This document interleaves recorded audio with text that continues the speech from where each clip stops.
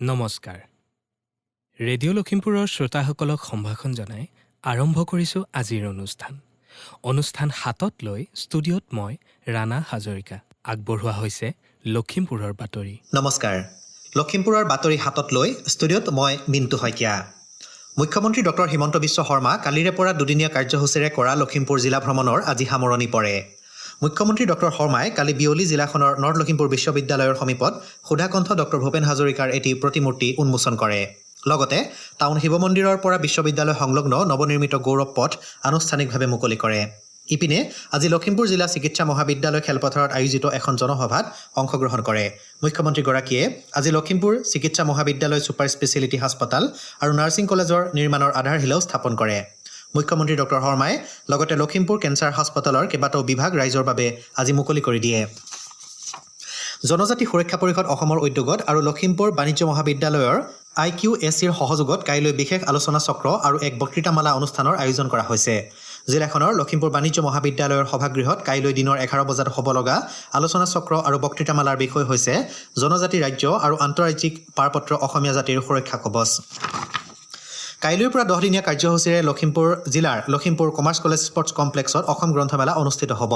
সদৌ অসম পুথি প্ৰকাশক আৰু বিক্ৰেতা সংস্থা আৰু অসম প্ৰকাশন পৰিষদে অসমৰ কেইবাখনো জিলাত আয়োজন কৰাৰ দৰে এইবেলি লখিমপুৰতো আয়োজন কৰিছে অসম গ্ৰন্থমেলা। কাইলৈৰ উদ্বোধনী অনুষ্ঠানত কলকাতাৰ বিশিষ্ট সাহিত্যিক বিনোদ ঘোষালে অংশগ্ৰহণ কৰিব। কাৰ্যসূচী অনুসৰি 4 নৱেম্বৰত উন্মিলন শীৰ্ষক যুৱ লেখক সন্মিলন অনুষ্ঠিত হ'ব।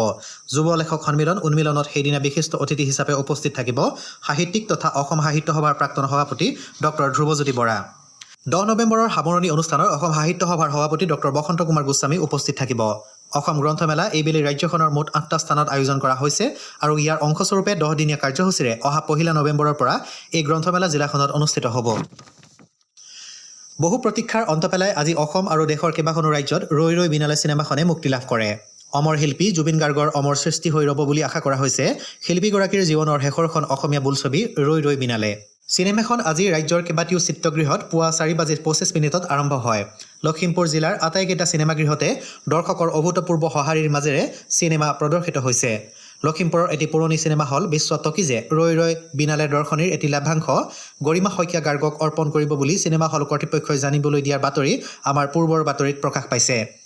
জ্যোতিপ্ৰসাদ আগৰৱালাৰ জয়মতীৰে সূচনা হোৱা অসমীয়া চলচ্চিত্ৰৰ ইতিহাসত আজি মুক্তি লাভ কৰা এই চিনেমাখনে এক অভূতপূৰ্ব আলোড়ন সৃষ্টি কৰিছে। ইপিনে আজিৰ পৰা ৰাজ্যৰ চিত্ৰগৃহসমূহত চলিবলগীয়া সকলো হিন্দী চিনেমাৰ প্ৰদৰ্শনী বাতিল কৰা হৈছে। শ্ৰোতাসকলক জনাওঁ যে আমাৰ লখিমপুৰৰ বাতৰি একেনামেৰে থকা ইউটিউব চেনেল আৰু ফেচবুক পেজ ৰেডিঅ' লখিমপুৰৰ জৰিয়তে শুনিব পাৰিব। নিয়মীয়াকৈ বাতৰিসমূহ শুনি থাকিবলৈ ফেচবুক পেজটি লাইক নাইবা ফ'ল' আৰু ইউটিউব চেনেলটি ছাবস্ক্ৰাইব কৰিব। আমাৰ আজিৰ নিশাৰ লখিমপুৰৰ বাতৰি ইমানতে অন্ত পৰিল। পৰৱৰ্তী বাতৰি প্ৰচাৰ হ'ব কাইলৈ নিশা 8 বজাত। নমস্কাৰ। শ্ৰোতাসকলে ইমান পৰে লখিমপুৰৰ বাতৰি শুনিলে। এয়া ৰেডিঅ' লখিমপুৰ। আজিলৈ ৰেডিঅ' লখিমপুৰৰ অনুষ্ঠান প্ৰচাৰ ইমানতে সামৰিছোঁ। পৰৱৰ্তী অনুষ্ঠান প্ৰচাৰ হ'ব কাইলৈ নিশা 8 বজাত। কাইলৈৰ অনুষ্ঠানত পুনৰ লগ পোৱাৰ প্ৰতিশ্ৰুতিৰে আজিলৈ বিদায় লৈছোঁ। শুভৰাত্ৰি।